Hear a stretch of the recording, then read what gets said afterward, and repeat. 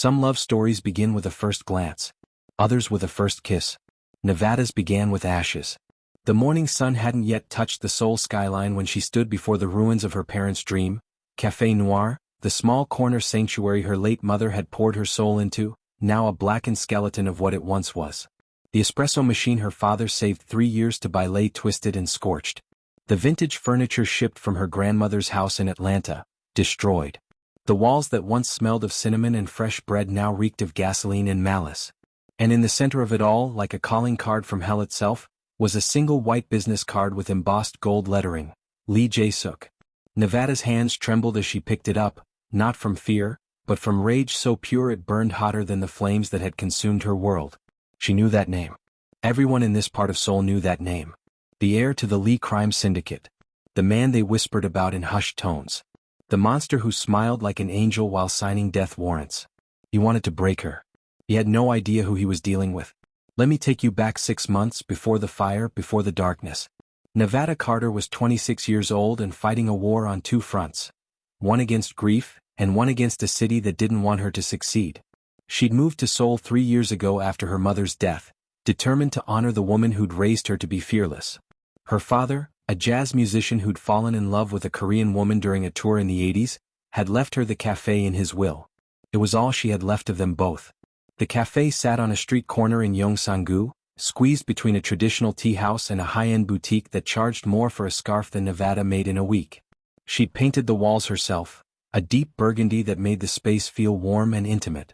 She'd learned to make kimchi jjigae from the ajumma next door and added it to a menu that also featured her grandmother's peach cobbler and New Orleans-style beignet. It was a small life, but it was hers.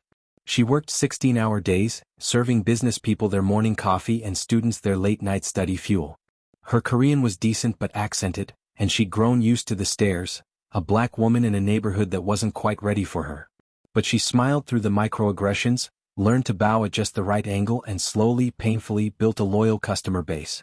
Her best friend Mina, a Korean-American translator she'd met at an expat meetup, often told her she worked too hard. "You're going to burn out, Nev," Mina would say, nursing her third Americano of the day.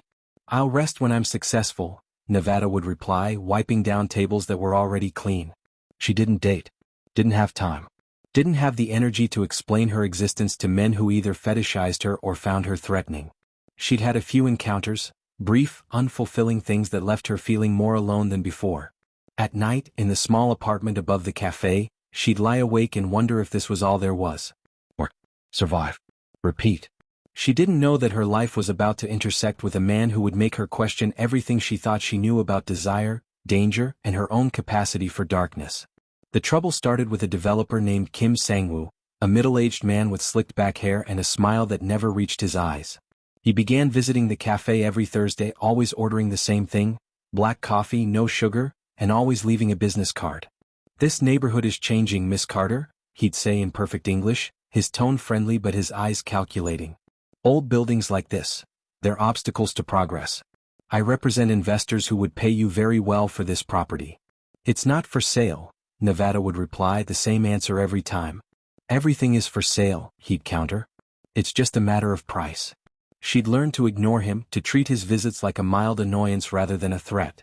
She didn't realize he was a messenger. A warning she was too naive to heed.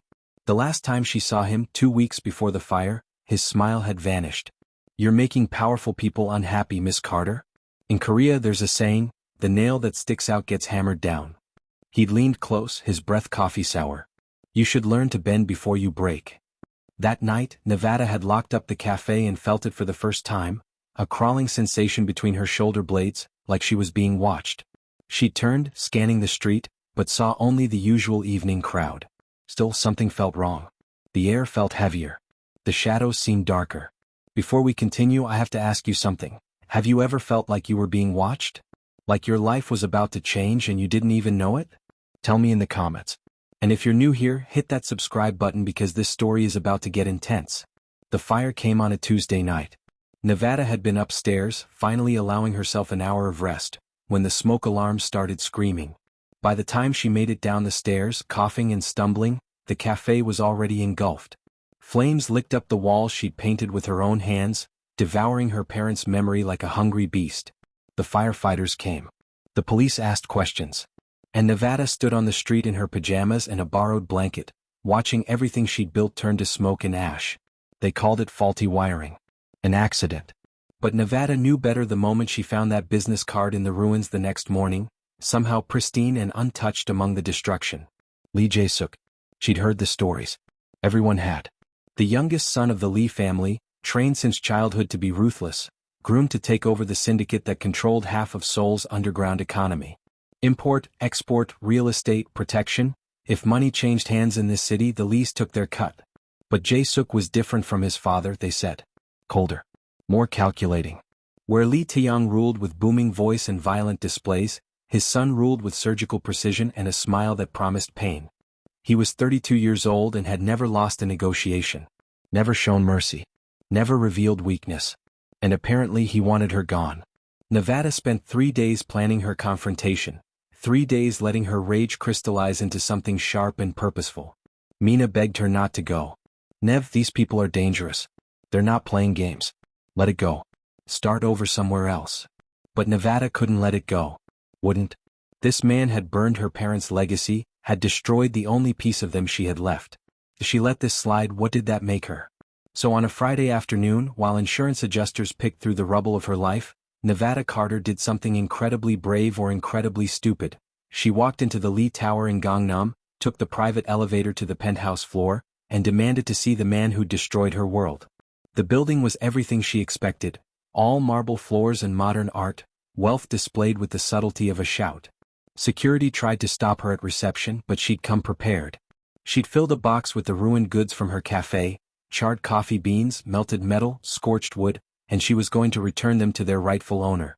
Tell Mr. Lee that Nevada Carter is here to return his delivery, she'd said, her voice steady despite her racing heart. She'd expected to be thrown out. Arrested maybe.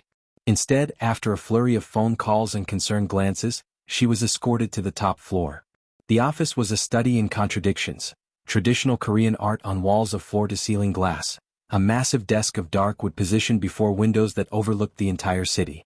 And behind that desk, backlit by the Seoul skyline, sat the man himself. Lee Jae-suk. He was beautiful in the way a blade is beautiful, sharp, cold, dangerous. His black hair was styled back from a face that could have belonged to a model or a movie star. Strong jaw, high cheekbones, lips that looked soft despite everything she knew about him. He wore a black suit that probably cost more than her car, and when he looked up at her entrance, his eyes were dark and unreadable. Miss Carter. His voice was silk over steel, Korean accent crisp, English perfect. To what do I owe this unexpected visit? Nevada's heart hammered, but she forced herself to walk forward, to set the box of ruined goods on his pristine desk with a thud that echoed in the quiet room. I'm returning your property, she said. Since you went to so much trouble to redecorate my café, I thought you might want these back. Something flickered in his expression, surprise maybe or amusement. He stood, and Nevada realized he was tall, easily 6 feet, and moved with the grace of a predator. He looked into the box, then back at her, one eyebrow raised. You came here to return trash? I came here to tell you that I'm not selling. I'm not leaving. And I'm not afraid of you. The lie tasted bitter on her tongue because she was terrified, but she'd learned long ago that survival sometimes meant playing a role. Jae-suk circled his desk, moving closer, and Nevada forced herself not to step back. He smelled expensive, bergamot and cedar with something darker underneath. Danger maybe. Or power. You should be afraid, Miss Carter. His voice was soft, almost gentle, which made the words more threatening. Do you know what happens to people who defy me? About the same thing that happens to people who bow to you, I imagine, she shot back. The only difference is I'll still have my pride. For a moment, just a heartbeat, she saw something in his eyes, genuine interest or maybe respect. But then it was gone, replaced by cold calculation. Get out of my office. Gladly. She turned to leave, victory bitter in her mouth, but before she reached the door, it opened. And Nevada's life changed forever. The woman who entered was elegance incarnate, 70 years old but carrying herself like royalty, dressed in a traditional hanbok of deep purple silk, her silver hair swept into an immaculate bun. Power radiated from her like heat, and the moment Jae-suk saw her, his expression shifted into something Nevada had never expected to see. Respect. And maybe fear. Grandmother. He bowed deeply and Nevada watched, stunned, as this man who just threatened her showed deference to the tiny woman before them. Madame Lee Hara, matriarch of the Lee family, regarded her grandson with sharp eyes before turning that penetrating gaze on Nevada. "And who is this?" "No one important, grandmother. I asked her, Jae-suk, not you." The old woman moved closer to Nevada, studying her with an intensity that made her feel like she was being evaluated at a cellular level. "You have fire in you. I can see it. What's your name, child?" "Nevada Carter, ma'am." "The cafe owner." It wasn't a question. The one my foolish grandson tried to intimidate. Nevada glanced at Jae-suk, whose jaw had tightened almost imperceptibly. He said nothing. "Yes, ma'am. Though, intimidate is a kind word for burning down everything I own." Madame Lee laughed, a sound like wind chimes. "Brave and honest. Rare qualities." She circled Nevada slowly, like a jeweler examining a diamond. "You came here alone to confront him?" "Yes." "Knowing what he's capable of?" "Yes." "Why?" The question hung in the air. Nevada could have lied, could have played it safe, but something about this woman demanded truth. "Because if I don't stand up for myself, who will? I've spent my whole life being underestimated, dismissed, told I don't belong. I'm not doing it anymore.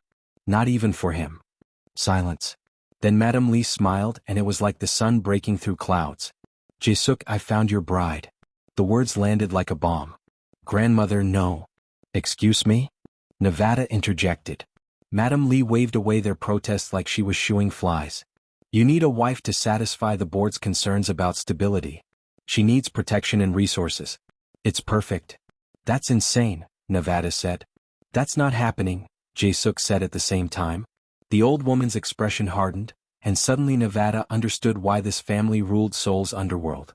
"Jae-suk, the board meets in 3 weeks to vote on your assumption of full control. You know what they'll say, that you're too young, too reckless, too focused on expansion without stability. A marriage shows you're thinking long-term. It shows you can build as well as destroy. I'll find someone else. Someone they'll see as a calculating alliance? Someone from another crime family that will make them nervous about where your loyalties lie." Madame Lee shook her head. "No, she's perfect. An outsider, no political connections, strong enough to stand beside you." She turned to Nevada. "And you, child, will get your cafe rebuilt better than before. Plus, the furniture your parents left you, I know where it's being stored. You'll have it back." Nevada's heart skipped. "My parents' furniture? You know where?" "I know everything that happens in this city." Madame Lee's eyes were knowing. "Your mother's Korean antique cabinet, your father's piano. I can have them delivered tomorrow. All I ask is 6 months of marriage. A business arrangement. After 6 months, you can divorce, take a very generous settlement, and rebuild your life however you choose." It was manipulation, pure and calculated, and Nevada knew it. But the thought of having her parents' things back, of having the resources to truly rebuild. "No," Jae-suk said firmly. "Grandmother, I respect you, but this is not a request, Jae-suk." Madame Lee's voice could have cut glass. "You will marry her in 3 weeks, or I will support your cousin Sang-hoon's bid for control. Do you understand?" The temperature in the room dropped 10 degrees. Nevada watched Jae-suk's hands curl into fists at his sides, watched the muscle in his jaw tick as he ground his teeth. When he finally spoke, his voice was arctic. "Yes, grandmother. I understand." Madame Lee smiled again, pleased. "Excellent. Nevada, dear, my driver will take you home. I'll have contracts sent to you tomorrow. I suggest you read them carefully." She patted Nevada's cheek with surprising gentleness. "Welcome to the family." And just like that, she was gone, leaving Nevada alone with a man who looked at her like she'd just stolen his future. "Stop right there. Before I tell you what happens next, I need you to do something for me. Hit that like button and subscribe because this story is about to get wild, and you do not want to miss what happens when these two start living under the same roof. Trust me. Now let's continue." The silence after Madame Lee's departure was suffocating. Jae-suk moved to the bar cart in the corner, poured himself 2 fingers of whiskey, and downed it in one smooth motion. Nevada watched, still processing what had just happened. "You should leave," he said without turning around. "Your grandmother said." "I don't care what my grandmother said." He poured another drink. "This is a disaster. For both of us," Nevada agreed. "I didn't come here to trap you into marriage. Didn't you?" He finally looked at her, and there was something dangerous in his eyes. "Show up at my office, make a scene, perfectly timed for when my grandmother visits. Very convenient. Rage flared in Nevada's chest. You think I planned this? You burned down my life. I came here for justice, not to play house with a mobster. Justice? He laughed, but there was no humor in it. There's no justice in this world, Miss Carter. There's only power and those who bend to it. Then I guess we're both bending now. The observation seemed to strike something in him. He studied her for a long moment, this woman who'd invaded his office and inadvertently changed everything. If we do this, he said slowly, there will be rules. You'll live in my house, but you'll stay out of my way. You'll appear when needed for public events. You'll play the role of dutiful wife. But you won't ask questions about my business, you won't interfere, and you will never, ever try to change me. Are we clear? Nevada lifted her chin. Crystal. And my rules? You don't touch me, you don't control me, and you sure as hell don't think this marriage makes me your property. 6 months, then I'm gone. Deal? They stared at each other, two people bound by circumstance and stubbornness, neither willing to back down. Nevada left the office feeling like she just signed a deal with the devil. She had no idea how right she was. The wedding was a spectacle. Madame Lee had insisted on traditional elements merged with modern luxury. A ceremony at a private estate in Pyeongchang with cherry blossoms in full bloom, Nevada in a custom hanbok of cream and gold that made her dark skin glow, Jae-suk in a black suit that made him look like walking sin. The guests were a who's who of Seoul's elite and underworld, politicians, businessmen, and people Nevada suspected had bodies buried in their wake. She smiled until her face hurt, accepted congratulations from people whose eyes held warnings, and played the part of the blushing bride. Jae-suk played his part too, the attentive groom, his hand on her lower back as they posed for photos, his lips brushing her temple for the cameras. But his touch was cold, perfunctory. A performance. The only genuine moment came during their first dance, when he leaned close and whispered, 6 months. Then you're free. Can't come soon enough, she'd whispered back. But her treacherous body had noticed how well they fit together, how his hands spanned her waist, how his breath against her ear sent shivers down her spine that had nothing to do with fear. They didn't consummate the marriage that night. Nevada moved into the guest wing of his penthouse in Hanamdong, a space so luxurious it felt like a hotel. They existed in parallel universes, passing each other in hallways, maintaining the facade in public while being strangers at home. But living with someone reveals them in ways nothing else can. Nevada learned that Jae-suk worked until 2 or 3 in the morning most nights, that he took his coffee black with 1 sugar, that he was fluent in 4 languages and played piano when he thought no one was listening. She learned that he had nightmares he'd never admit to, that he was meticulous about everything from his clothing to his schedule, and that beneath the cold exterior was someone who carried the weight of an empire and never complained. She learned that he smoked when stressed, standing on the balcony overlooking the Han River, and that despite his ruthlessness in business, he sent money monthly to an orphanage in Busan that he thought no one knew about. And Jae-suk, though he'd never admit it, learned things about Nevada too. He learned that she sang in the shower, old soul and R&B that drifted through the penthouse like smoke. He learned that she was teaching herself Korean cooking from YouTube videos, determined to perfect kimchi jjigae despite multiple failures. He learned that she video called her grandmother in Atlanta every Sunday, that she cried quietly when she thought she was alone, and that despite everything he'd put her through, she was rebuilding her café plans piece by piece, never giving up. He learned that she was stubborn, proud, and had a laugh that sounded like music. And he learned that having her in his home felt different than he expected. Not like an intrusion. Like something else. Something he wasn't ready to name. The first crack in their Cold War came 3 weeks into the marriage. Nevada was in the kitchen, attempting japchae for the 3rd time, when Jae-suk came home earlier than usual. He stopped in the doorway taking in the scene, vegetables everywhere, noodles boiling over, Nevada's hair piled on top of her head, her face flushed with effort and frustration. You're making a mess, he observed. Thanks for the commentary. Very helpful. He moved into the kitchen, loosening his tie. You're boiling the noodles too long. They need to be al dente. I don't remember asking for your opinion. But she watched as he took over, his movements efficient and sure, adjusting heat, adding seasoning. They cooked in tense silence, and when the dish was done, it was perfect. Your mother taught you? Nevada asked, surprising herself. His expression shuddered. My grandmother. My mother? Wasn't around much. It was the first personal thing he'd ever shared, and Nevada didn't know what to do with it. They ate together that night, not speaking much, but the silence felt different. Less hostile. Almost comfortable. After that, things shifted in small ways. Jae-suk started coming home for dinner more often. Nevada stopped eating in her room. They'd sit across from each other discussing neutral topics. Her cafe plans, his business meetings, edited carefully, news, weather. Surface level, but it was something. One night, Nevada mentioned how the smoking smell bothered her. It gets into everything. The curtains, the furniture. Jae-suk said nothing, but she noticed him smoking less. Then barely at all. When she caught him chewing nicotine gum instead, he'd looked almost embarrassed. "You don't have to quit for me," she'd said. "I'm not," he'd replied too quickly. "It's bad for business. Makes me look weak." But they both knew it was a lie. Another night, Nevada was carrying too many grocery bags, too stubborn to ask the driver for help. She'd slipped on the marble floor of the entryway, bags flying, and before she hit the ground, strong arms caught her. Jae-suk had been passing through, and his reflexes had kicked in.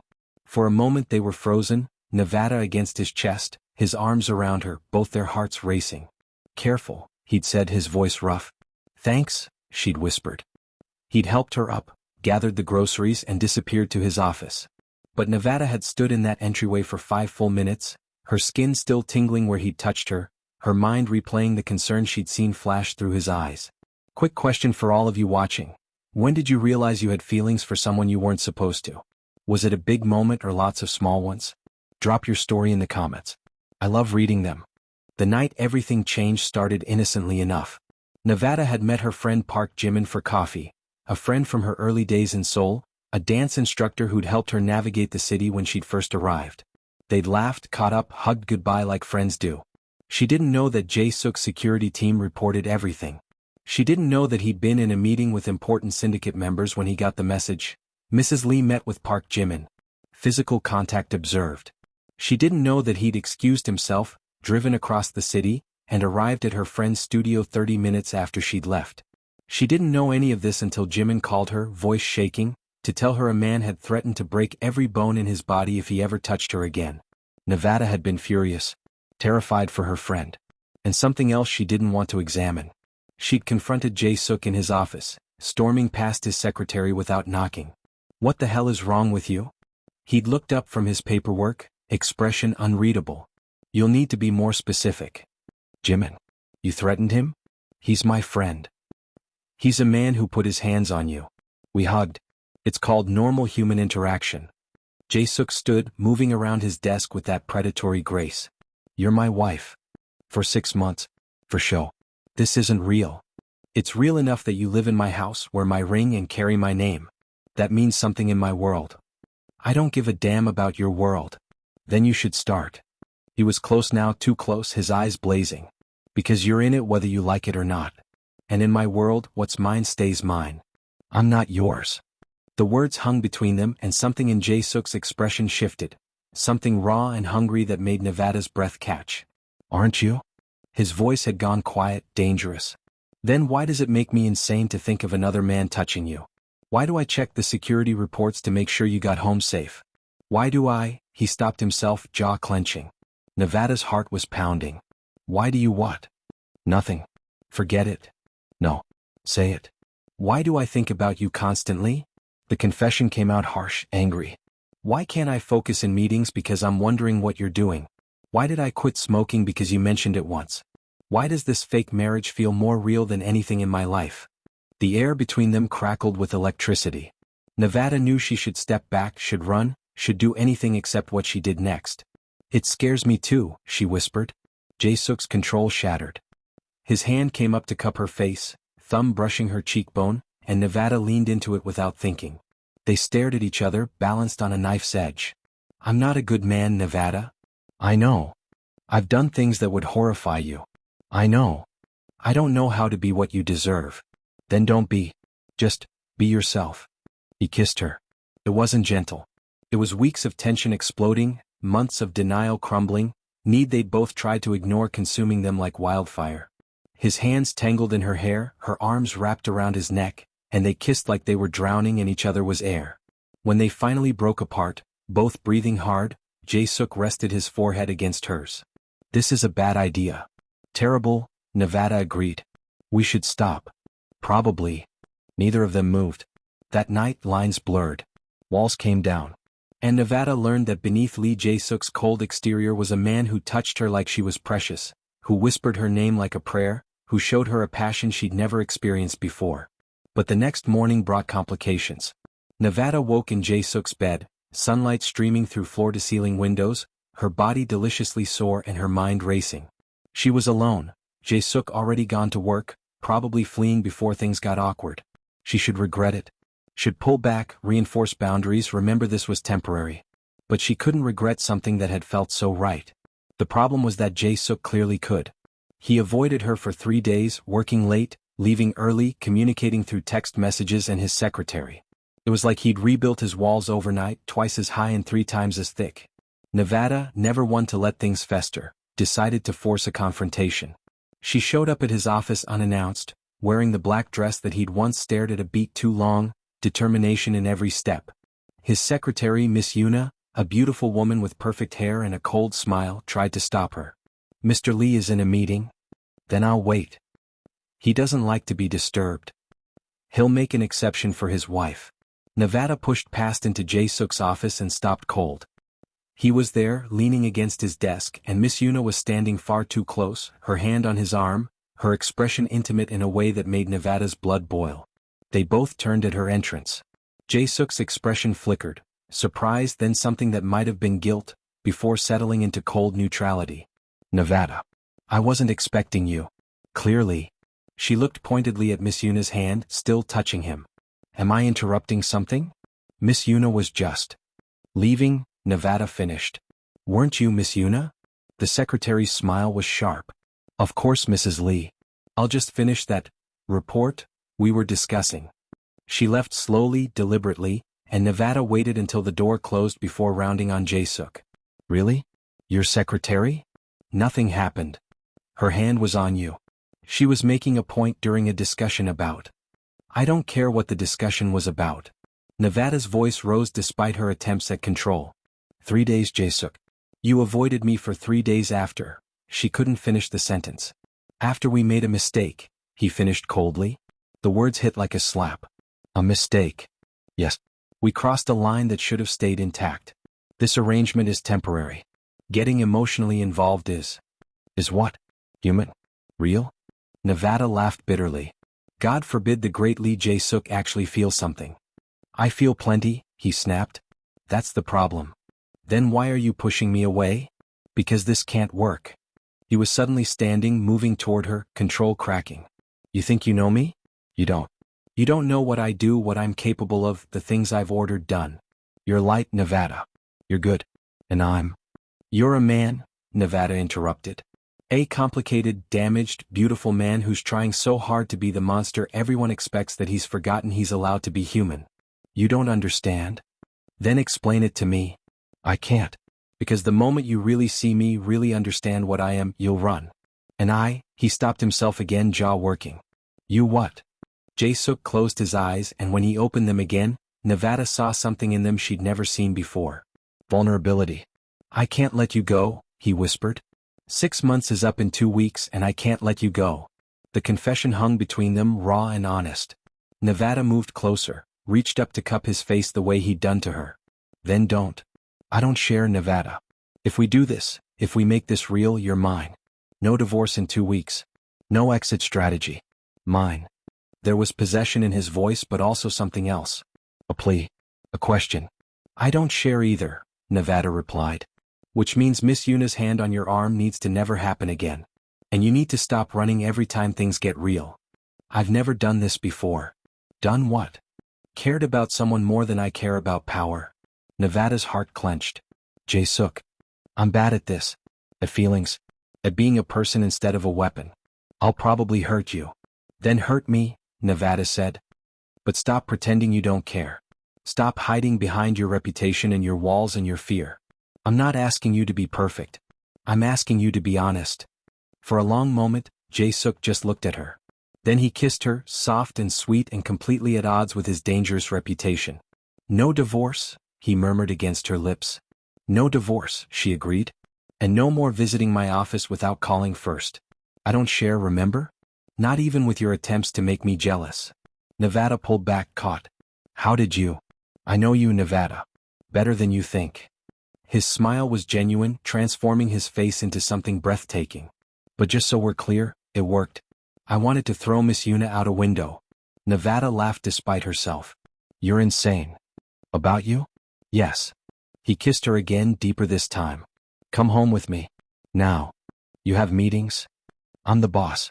They'll wait. They didn't make it home. They made it to his car in the private garage, where weeks of tension and denial finally combusted into something that left them both breathless and tangled together in the backseat like teenagers. Nevada had never felt so wanted, so possessed, so completely consumed by another person. And afterward, as they tried to reassemble their clothing and dignity, Jae-suk had looked at her with such raw tenderness that she'd felt her heart crack open. I love you, he'd said like the words were being torn from him. I don't know when it happened, but I do. I love you. Nevada had touched his face, traced the sharp line of his jaw. I love you too. Even though you're a criminal and you threaten my friend and you're possessive to the point of insanity. Especially because of those things? Despite them, she'd corrected. I love you despite all the reasons I shouldn't. Which probably makes me crazy too. Then we're crazy together. That night they talked until dawn. Really talked. Jae-suk told her about his childhood, about a father who'd trained him to be ruthless, about a mother who'd left when he was 10, about growing up knowing he'd inherit an empire built on blood and fear. He told her about his first kill at 16, about the nightmares that still woke him, about the weight of leading men who'd die at his command. Nevada told him about growing up between two worlds, too black for Korea, too Korean for America, never quite fitting anywhere. She told him about her mother's death, about the loneliness of building a life in a foreign country, about the fear that she'd never be enough. They shared their scars, their secrets, their fears. And with each confession, the space between them shrank until there was no space at all. But love in the underworld is never simple. The problem started with the board meeting. Jae-suk's assumption of full control was supposed to be a formality. With a wife, with stability demonstrated, with Madame Lee's support, it should have been smooth. But his cousin Lee Sang-hoon had been making moves. Planting doubts. Suggesting that Jae-suk's foreign wife was a liability, that his judgment was compromised, that love made men weak. The night before the vote, Sang-hoon paid Nevada a visit. She'd been in the penthouse alone, Jae-suk at a pre-meeting with key syndicate members, when security called to say she had a visitor. Before she could refuse, Sang-hoon walked in, all false smiles and expensive cologne. Mrs. Lee, he said, bowing slightly. I hope I'm not disturbing you. Nevada stood her ground. What do you want? To offer you a way out. He sat without being invited, crossing his legs casually. You're in over your head. My cousin has dragged you into a world you don't understand, married you for convenience, and now you're trapped. I'm not trapped. Aren't you? Tomorrow the board votes. If Jae-suk loses, and he very well might, there will be consequences. Blood. Violence. You could get caught in the crossfire. He leaned forward. I'm offering you protection. Leave him. I'll make sure you're safe, compensated generously. You can go back to your simple life. You mean you want me gone? So Jae-suk looks unstable. Sang-hoon smiled. See? You understand the game better than you pretend. The question is, are you willing to die for him? Nevada's blood ran cold, but she kept her voice steady. Get out. Think about it. When the bodies start dropping tomorrow, remember you had a choice. He left as smoothly as he'd arrived, and Nevada stood in the empty penthouse, heart racing, fear clawing at her throat. When Jae-suk came home at 2 a.m, exhausted and tense, she was waiting. What's wrong? He asked immediately, reading her expression. She told him everything. Watched his face go from concern to furious to something that looked like fear. I'll kill him, he said quietly. That's not the answer. He threatened you. He threatened us. Nevada moved to him, took his hands. Jae-suk, tell me the truth. How bad is this vote tomorrow? He didn't want to answer. She could see it in the way he avoided her eyes. Bad, he finally admitted. Sang-hoon has been very effective. The old guard doesn't like change. They see you as a weakness. Then maybe I should. No. His hands tightened on hers. Whatever you're about to suggest, no. You're not leaving. You're not hiding. You're my wife and you stay by my side. Even if it costs you everything? Especially then. The next morning they dressed for war. Jae-suk in a black suit that made him look every inch the dangerous heir. Nevada in a traditional hanbok of deep red silk that Madame Lee had sent over, the color of power, of passion, of blood. They drove to the Lee family compound in silence, hands clasped, both preparing for battle. The boardroom was exactly what Nevada expected. Dark wood, expensive art, and 12 men who looked at her like she was a curiosity at best, a threat at worst. Madame Lee sat at the head of the table, expression unreadable. The meeting began with formalities, then moved to grievances. Sang-hoon stood, all practiced concern. My esteemed colleagues, I bring these concerns not from personal ambition, but from love of family and business. My cousin has proven himself capable in many ways, but his recent entanglement raises questions. Can a man who falls in love think clearly? Make hard decisions? Love doesn't make someone weak, Jae-suk replied coldly. It makes them fight harder. Or blinds them, another board member interjected. Your wife is an outsider. She doesn't understand our ways. What secrets might she expose? What vulnerabilities does she create? Nevada felt all eyes turned to her. This was it. The moment she could confirm their fears or challenge them. She stood. Jae-suk's hand on her arm. Nevada? Let me speak. The room went silent. Madame Lee's eyes gleamed with something that might have been approval. You're right, Nevada said clearly. I am an outsider. I didn't grow up in this world. I don't understand all your traditions, all your unspoken rules. But I understand loyalty. I understand sacrifice. I understand standing by the people you love even when the world tells you to run. She looked at each board member in turn. You think I'm a weakness? I'm the reason Jae-suk comes home at night instead of working himself to death. I'm the reason he thinks about building something instead of just destroying. You want to know if I can be trusted with your secrets? I married into this family knowing what you are, what you do. I haven't run. I haven't broken. And I won't. Pretty words, Sang-hoon said dismissively. But when our enemies come for him, when the violence starts, will you still be standing? Try me, Nevada replied, her voice steel. The room erupted in murmurs. Madame Lee raised her hand for silence. I believe we have our answer, the old woman said. This girl has more spine than half the men in this room. I vote for Jae-suk. One by one the board members voted. It was close, too close, but in the end Jae-suk won. By 3 votes. As they left the compound, Sang-hoon caught them in the hallway. This isn't over, he said quietly. I'm counting on it, Jae-suk replied. They both knew the real war was just beginning. Okay, I need to know something from you guys. Would you stand up for someone you love even if it meant putting yourself in danger? Even if it meant facing down a room full of powerful people? Tell me honestly in the comments. And don't forget to subscribe because this story is far from over. The weeks following the vote were tense. Jae-suk threw himself into consolidating power, making moves to secure loyalty, shore up weaknesses. He worked late, came home exhausted, but always found energy for Nevada. They'd become partners in every sense. He'd discuss strategy with her, value her outsider perspective, and she'd help him see solutions he'd been too close to notice. Their relationship deepened in ways Nevada hadn't thought possible. The passion was still there, combustible and consuming, but now there was tenderness too. Jae-suk teaching her Korean phrases at breakfast. Nevada teaching him to make her grandmother's peach cobbler. Lazy Sunday mornings in bed talking about everything and nothing. She was happy. Terrifyingly, vulnerably happy. Which is why she should have known something would shatter it. The attack came on a Thursday. Nevada had been at the site of her rebuilt café, now twice the size, with her parents' furniture restored and displayed like treasures. She'd been planning the menu, lost in happy thoughts, when a black SUV pulled up. 4 men got out. No masks. No subtlety. Nevada's security team moved immediately, but they were outnumbered. She heard shouting, gunfire, and then strong hands grabbed her, dragging her toward the SUV. She fought. Screamed. But they were professionals. The last thing she saw before a bag went over her head was her café, the dream she'd built, splashed with blood. Jae-suk was in a meeting when his phone rang with the emergency tone. He answered, listened for 3 seconds, and the world stopped. Nevada's been taken. The man who hung up the phone was not the same man who'd been discussing import routes moments before. This man was something primal and terrifying, a predator whose mate had been threatened. Find her, he said, his voice arctic calm. I don't care what it costs. I don't care who you have to hurt. Find my wife. Within an hour he knew it was Sang-hoon. His cousin had made his move, trying to prove Jae-suk's weakness, trying to force him into a position of vulnerability. He'd miscalculated badly. Jae-suk mobilized every resource at his disposal. Called in favors. Made threats. Became the monster his reputation promised. And when he finally got the location, a warehouse in Incheon, he didn't call the police. Didn't call backup. He went alone. Nevada woke in darkness, head throbbing, hands bound to a chair. The bag was removed and she blinked against harsh fluorescent lights. Sang-hoon stood before her, looking pleased with himself. "Mrs. Lee. Welcome." "You're an idiot," Nevada said, voice hoarse. "He's going to kill you.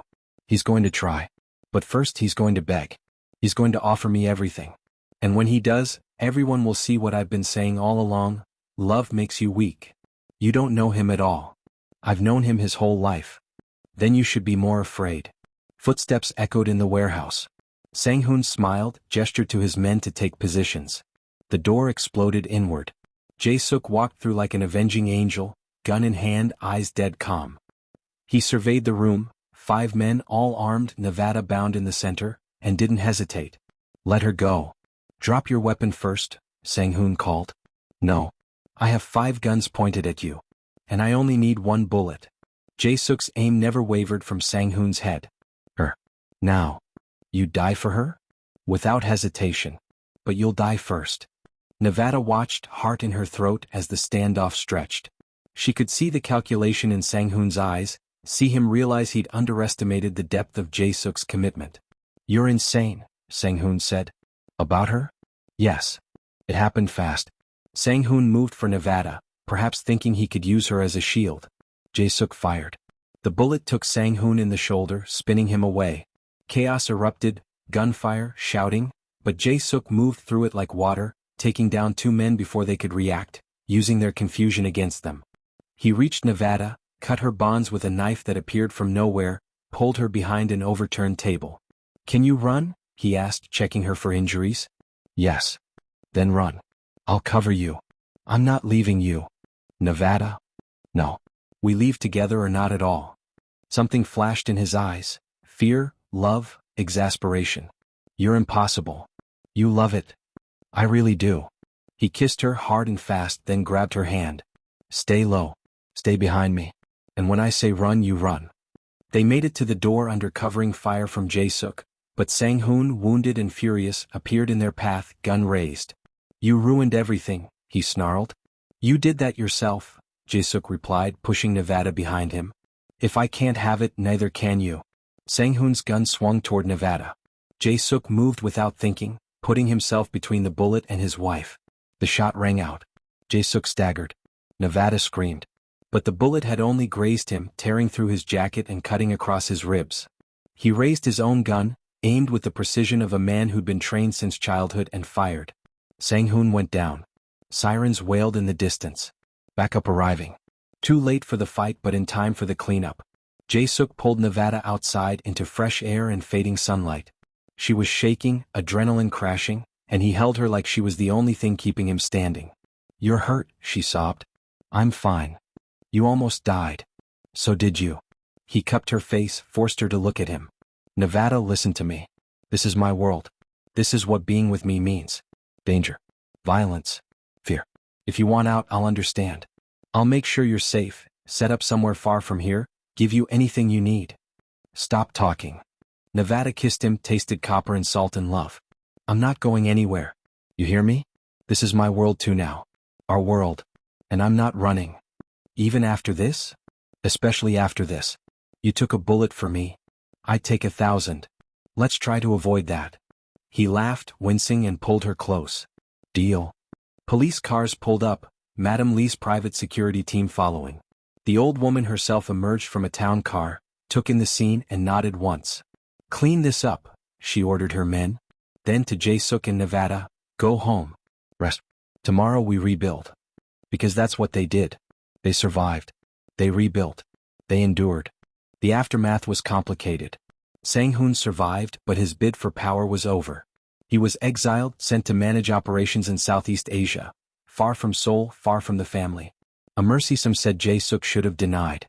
But Nevada had asked him to show mercy, and he'd discovered he couldn't refuse her anything. The board's loyalty solidified.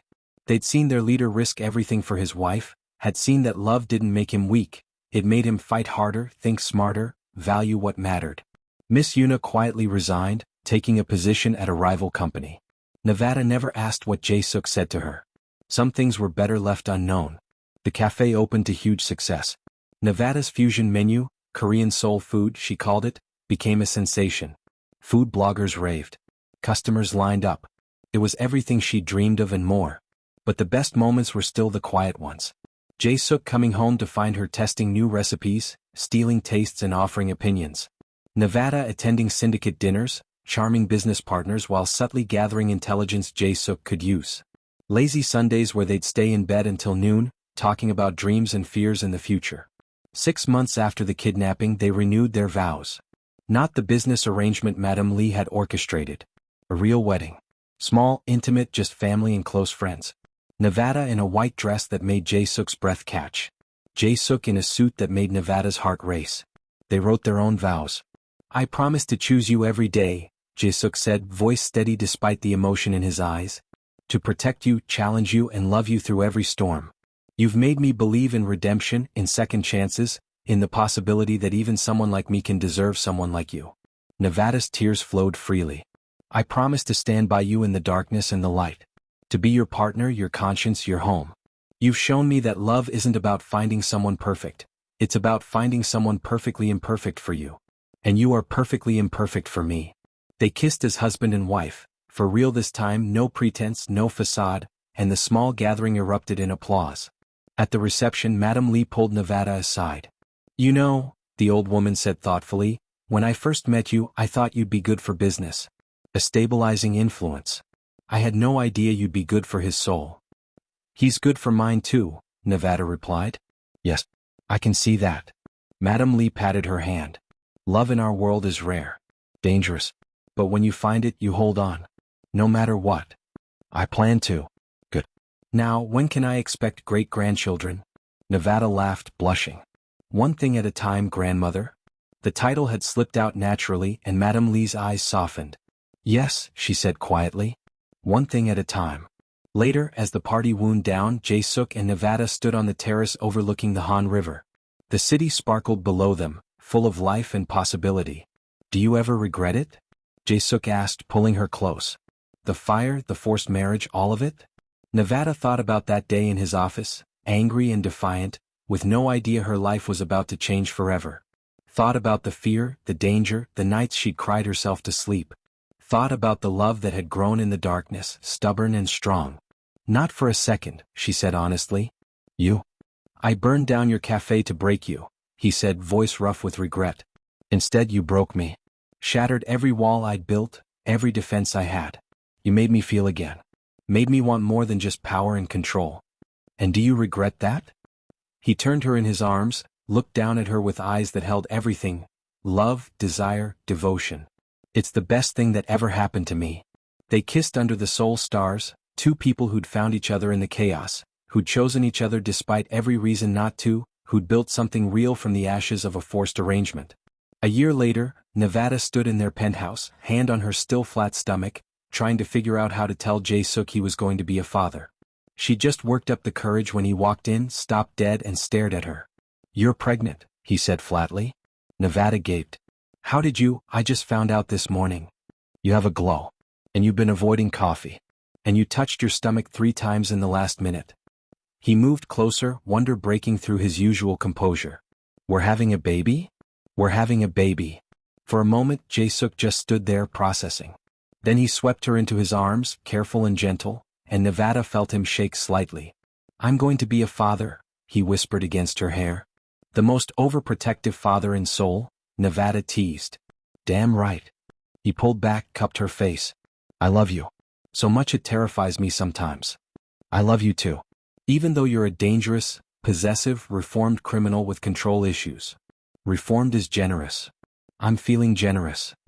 He kissed her, soft and sweet, one hand moving to rest on her stomach protectively. "Thank you," he murmured. "For what?"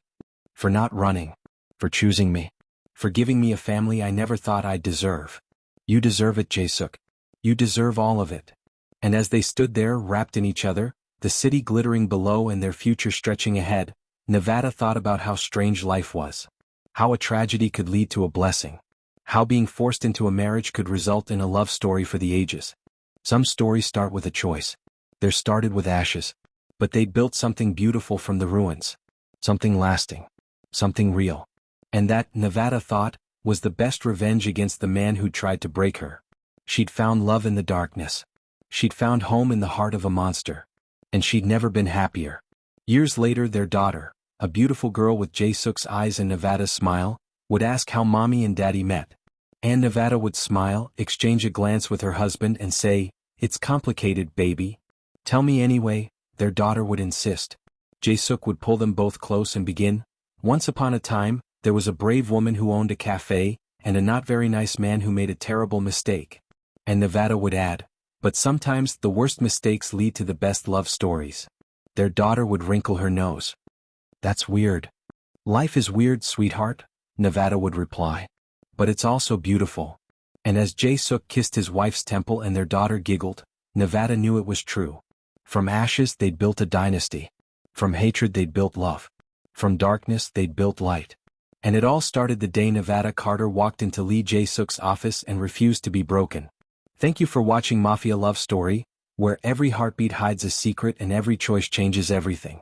Love in the shadows isn't easy, but it's always worth fighting for. If you enjoyed Nevada and Jae-suk's journey from enemies to lovers, from ashes to eternity, don't forget to like this video, share it with someone who loves dark romance, and subscribe for more stories of passion, danger, and fate. Drop a comment telling me, would you take a chance on love if it meant risking everything? I'll see you in the next story, where desire and danger collide once again. Until then, stay safe, stay passionate, and remember, the best love stories are the ones that scare us a little.